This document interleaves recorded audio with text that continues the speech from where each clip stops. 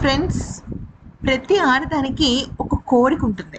ఆడవాళ్ళకి మాత్రమే ఉండే ఒక కోరిక ఏంటి అంటే మాతృత్వం. అయితే 19 ఏళ్ల వయసులోనే తను జీవితాన్నంతా చూసేసింది. ప్రేమ, పెళ్లి, గర్భం. సరే ఇక ఇంకొక 5 నెలలు ఆగితే నా చేతుల్లోకి నా బేబీ వస్తుంది అని ఎన్నో కలలు కంది.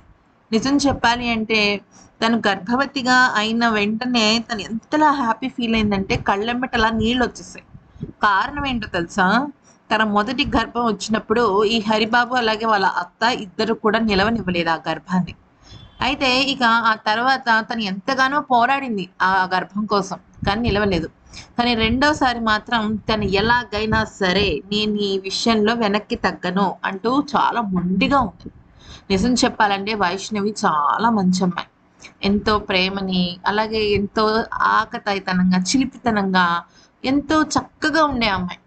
తన లైఫ్‌ని తను చక్కగా మలుచుకుంటూ వెళ్తూ ఉంటుంది.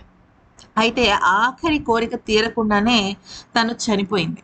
అసలు ఇంతకీ వైష్ణవి ఆఖరి కోరిక ఏంటంటే 2 ఆఖరి కోరికలున్నాయి. అంటే తను ఎప్పుడు కూడా తన లైఫ్‌లో వాళ్ళ మమ్మీకి గానీ, వాళ్ళ హస్బెండ్ ఈ దుర్మార్గుడున్నాడు గదా! హరిబాబు.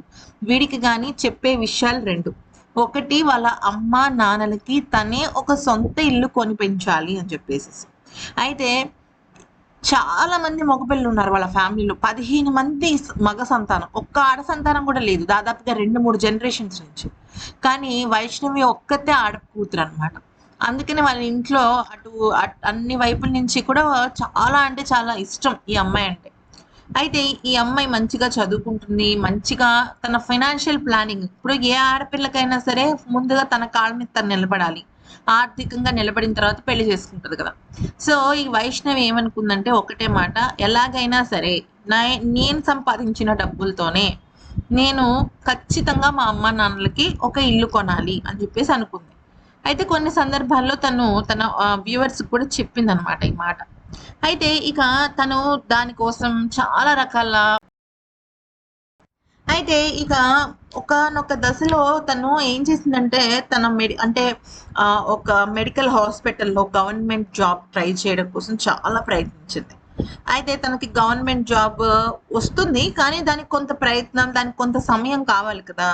అయితే ఎలాగైనా సరే గవర్నమెంట్ జాబ్ సాధించాలని అనుకునేది. కారణం ఏంటంటే తన సంపాదనతోనే వాళ్ళ అమ్మ, అలాగే వాళ్ళ నాన్నల్ని సుఖపెట్టాలి. అలాగే తనకి ఇంకొక కోరిక కూడా ఉంది ఫ్రెండ్స్. అదేంటి అంటే వాళ్ళ అన్నయ్యలకి బాబు పుట్టారనమాట. అంటే మేనల్లుళ్ళు పుట్టారు. ఓకే.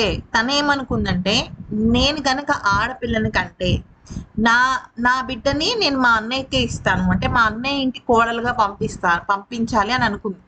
అయితే చాలా సందర్భాల్లో తనేం చెప్పిందంటే ఇది పెద్ద కోరిక కావచ్చు. కానీ అంటే ఇప్పుడు నా ఏజ్ 19 ఇయర్స్.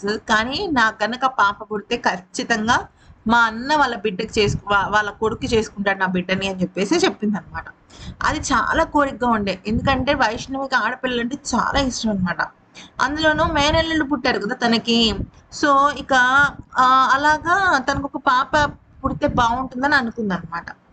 అయితే ఇక దానికోసం తను చాలా పోరాడింది.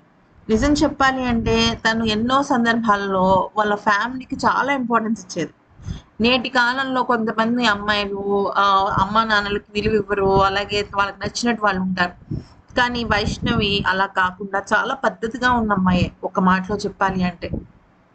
సో, ఆ రకంగా తన జీవితాన్ని తనే ఆ రకంగా నిర్మించుకుందామని అనుకుంది. కానీ ఎక్కడ ఈ దుర్మార్గుడు మొత్తం చిదిమేశాడు కదా! ఆమె ఆశల్ని, ఆమె కోరికల్ని.